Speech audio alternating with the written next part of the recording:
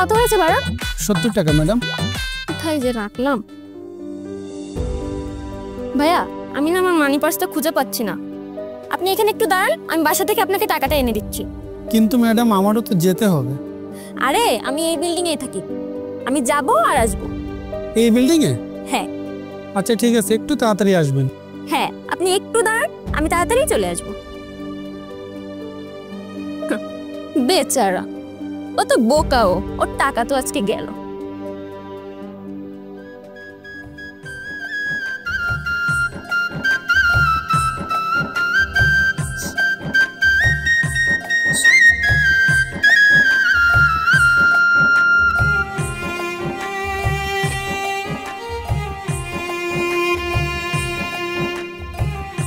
কি ব্যাপার, আধা ঘন্টা হয়ে গেল, ম্যাডামের কোনো খোঁজ খবর নেই। আমি কি ভিতরে যাব? কি যে বিপদে পড়লাম, আল্লাহ, যাই দেখি।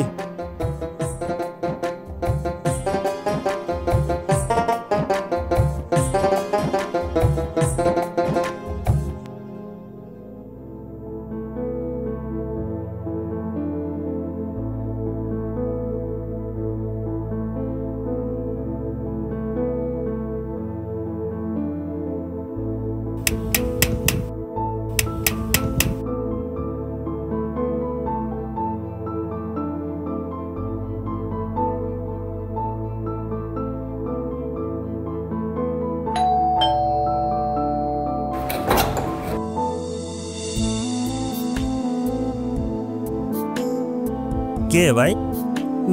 ম্যাডামের বাড়িটা কি এটা? ম্যাডাম কে? দূর, সকাল সকাল। ম্যাডাম কই পাই? কয় তলায় থাকে? নিচে রিক্সাটা রয়েছে। কি যে বিপদে পড়লাম রে আল্লাহ।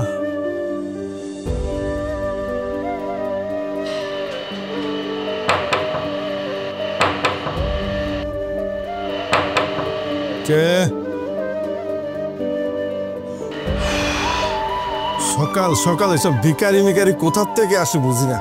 আরে দারোয়ান কি করে নিচে? ওকে ঘুমায় নাকি নাকি কি চাকরি করে এটাই তো বুঝলাম না আমি। ভাইয়া,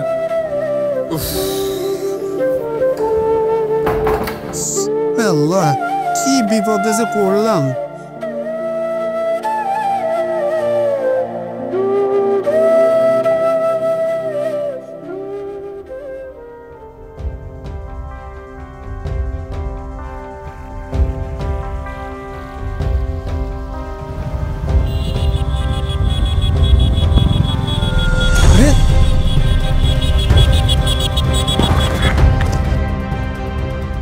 তুমি ঠিক আছো তো বাবা? হ্যাঁ।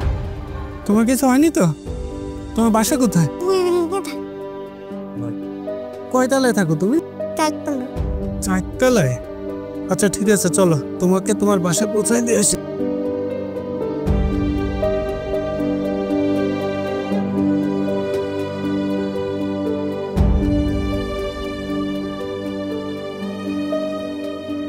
বাবা, এটা কি তোমার বাসা?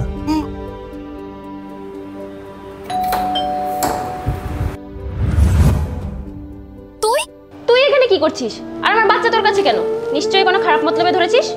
ম্যাডাম, ও নিচে খেলা করছিল, একটা বাইকের সাথে ধাক্কা লাগতে যাচ্ছিল, আমি সেখান থেকে ওর প্রাণ বাঁচিয়ে উপরে নিয়ে আসছি। কি বাবা, তোমার কিছু হয়নি তো? কিছু হয়নি তো তোমার? যাও, তুমি ভেতরে যাও।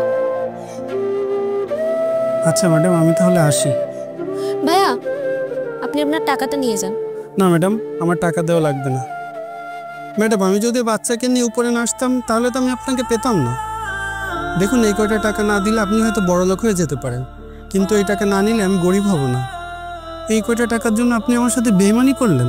ভাইয়া প্লিজ, আপনি আমাকে মাফ করে দিন। আমি আসলে বুঝতে পারিনি, আমার অনেক বড় ভুল হয়ে গিয়েছে। ভুল? ম্যাডাম, ভুল তো মানুষ না জেনে করে, আর আপনি যেটা করেছেন জেনে বুঝেই করেছেন, সুতরাং এটা ভুল না। সত্যি তো এইটাই যে আপনি আমার টাকা দিতেন না। না জানি কত মানুষের সাথে এমন করেছেন আপনি।